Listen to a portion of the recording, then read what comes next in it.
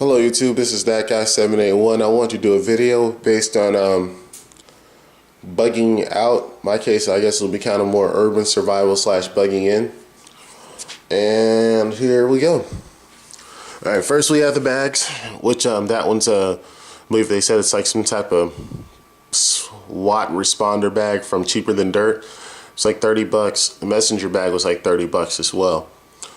Currently residing on the bag are 250-pound load carabiner clips. There's also a small container of pepper spray there. The messenger bag does have a few things in it, but we really won't get into what's in there because there's not much in there right now. Alright, first order of business in the kit is going to be electronics and communications. We have these radios here. I believe they're 20-mile range or so. We also have in the middle there, which is a combination AM/FM radio, siren, and flashlight. And it's crank powered, so no batteries, which is great.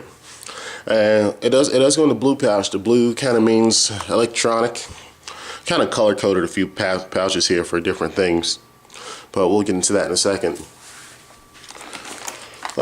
Next thing we have here is a poncho, and there's another smaller emergency poncho, but there is another full-size reusable poncho in that bag as well. There's two ponchos because I'm married and this kit's kind of meant for me and my wife. There's a little thing of water. It came with something else I bought. I can't remember what it was, but I just threw it in the kit because water's always good no matter what form it's in. I have emergency food rations, which is 3,600 calories worth. I'm not sure if that's actually per bar and they're per the whole pack. But that's kind of emergency food, really emergency food, because most people have enough food in their house to last them 3 days, and the average, survival scenario is 72 hours. So I wouldn't get to that unless absolutely necessary. Next step we have where I'm at. The next thing we're more prone to is hurricanes, power outages, stuff like that. So I actually have 8 12-hour glow sticks here, as well as one 9-hour candle. Obviously that's all for lighting purposes. Next step is cooking. I have these 2 Swiss stoves from Cheaper Than Dirt. They actually do work pretty well. There is some sterno. It's Coughlin's Camp Heat, and there's a Coughlin's folding stove underneath it. I'm not too big a fan of the sternos. I actually tested them out and they just don't work as well as I'd like them to. Only thing you'd maybe be able to get out of them is possibly some soup or some ramen noodles or something. You're not going to cook any ribs or something like that on there. Don't even attempt it. Next thing's a 100-foot of paracord minus a few feet, because I've actually used this a few times, and it's wrapped on some cardboard and actually tied at a knot in the corner there. And you never know what you may use some paracord or rope for. It's just a good thing to have, even in an urban scenario. And I'm not on the first floor, so I may have to lower something down. It clearly won't be for lowering myself down, but maybe some other items. We have a first aid kit. This was sold on like Amazon and Walmart. There's a lot of stuff in there that's not on there. I think I want to do a separate video on that because there's so much in there, and it's not everything that came in there. I've added stuff. Alright, next portion of the kit in the green pouch. It's mainly blades and blade stuff to maintain the blades. There are a few things in here that aren't blade related. One of them is the old credit cards you see there wrapped in Gorilla duct tape. There's a Gerber pocket sharpener, a Gerber diamond sharpener, Spyderco tenacious. Also residing in that pouch is that white whistle. There's 2 solid pieces of steel blades. They're fairly sharp. They're not a big brand. It's Fury Cutlery, which they were like under $2 each. But they're kind of meant to get to my family in case of that scenario. And also there's a boot knife there. There's a compass.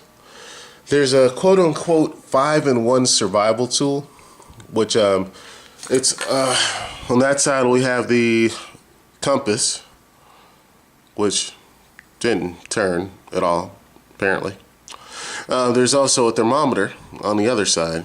It's a whistle. There is an LED light for signaling, and this does come apart. Inside there's a signal mirror. Now, I'm not going to take it apart because I actually took a bunch of waterproof matches. I broke them up. Basically, it had I don't know, maybe a 1/4 inch of actual stem as well. And I actually put them in there with some tinder and a little piece of the matchbox to actually strike the matches on. So that also is kind of like a little fire kit in there now as well. Next up, we have our small hand tools here. We have the Gerber suspension, which is a great multi-tool. It's inexpensive and it gets the job done, and everything does lock into place. It's fairly strong. I personally love this. I'm actually going to get a second one probably this weekend. We have a little Stanley driver. It's just a Phillips and a flathead in there, and you know that's just obviously used for its intended purposes, which is taking out screws. That's the sheath for our holster for the Gerber suspension. There's some Barska binoculars in here. I might want to see what's up the road, so so I think it's just a valuable thing to have. This gun does reside in the kit, and it does find it, and it does call it home. It actually calls it home more so in the messenger bag. But it's a Glock 26, and there's 2 17-round extra mags in there, and it's a 10-round mag in the holder itself. So I believe that's 40 rounds. Actually, apologize. It's 44 rounds if I'm doing my math right. 45, I think, actually. I'm just kind of doing that on the fly. Please don't send too many responses about the gun itself, because a lot of people, even with my other videos, they're like, oh, Glock 26, so you don't want a subcompact in a SHTF scenario or bug out kit scenario. Well, the fact of the matter is, this is what I have right now. I have to work with what I have and not what I wish upon I have. I am getting a Beretta 92. I haven't gotten it yet, but I'm in the process of getting it. But for now, that'll have to work out. And that'll be also in the kit, but also on my person already will be a Kel-Tec PF9 also. And my wife, she'll have her revolver, her 38 special. But anyway, we also have a flashlight here. eBay variety. It's a Superfire flashlight. It takes 3 CR123A batteries. It's 300 lumens. This one is only single mode though. I do have another one that's about 230 lumens. And that one's an Ultra Fire. It only takes 2 CR123A batteries, but it has 5 modes. And these lights do work. They've stood up to abuse that I put them through. And I tell you, they're worth the money, because this was under 20 bucks. The other one was like 12 bucks. And you can't beat them. There's a bunch of CR123A batteries I bought off eBay. As you can see, there's 12 of them there. Because this flashlight takes 3, the other flashlight takes 2, so it just makes good sense to have multiple batteries in case the power goes out. We have a total, let's see, we have 4 AA batteries there, and we have actually 6 AA batteries in there and 2 AAA batteries. The batteries are needed because of, though the AA batteries are all needed for the radios. The AAA batteries are needed for my Streamlight Stylus Pro, which resides in the messenger bag for most of this video. We also have water purification tablets. Onto fire starting. Fire starting, as stated, I consider my kit's more urban survival. I may not use this stuff. Maybe use, if anything, more for grilling. But here we go. We have the standard striker fire seal. As you see, this one's actually been used a bit. Case of waterproof matches, 2 different lighters. There's a third one in there. It's a butane lighter in there. It's a very nice one.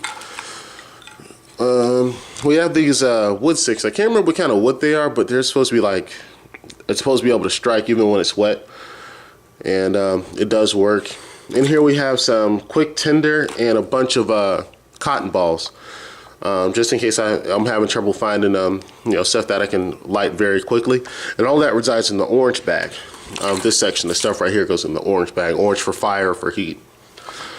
But that's I had to do that in under 10 minutes, so I talked pretty fast. But that's what I have for now. And this is that guy 781 signing out.